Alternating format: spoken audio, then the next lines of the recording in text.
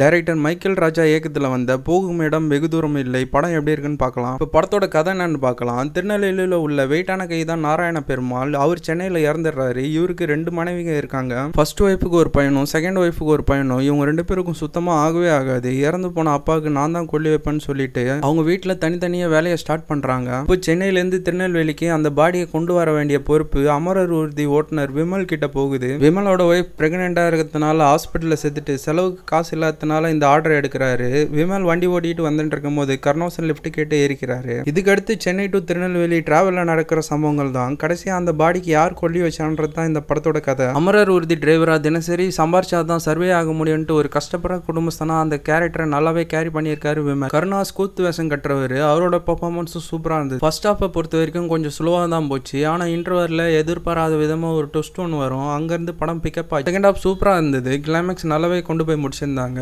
ஓவராலாக decent watch மூவியாக feel ஆச்சு. கிளைமேக்ஸ் போர்ஷன் இந்த படத்தோட ஒரு பெரிய ஹைலைட்டாக சொல்லலாம். ஆடுகள நரேன், பவன், அருள்தாஸ் இந்த படத்தில் நடிச்ச எல்லாரோட ஆக்டிங்கும் டீசெண்டாக இருந்தது. படத்தோட டியூரேஷன் 2.25 மணி நேரம். இந்த படத்தில் அடல் கண்டென்ட்லாம் எதுவுமே இல்லை. ஓகே கைஸ், இதேமாரி உங்களை அடுத்த வீடியோவில் சந்திக்கலாம். இந்த வீடியோ பிடிச்சிருந்தா லைக் பண்ணுங்கள், ஷேர் பண்ணுங்கள், கமெண்ட் பண்ணுங்கள், மறக்காம சப்ஸ்கிரைப் பண்ணுங்கள்.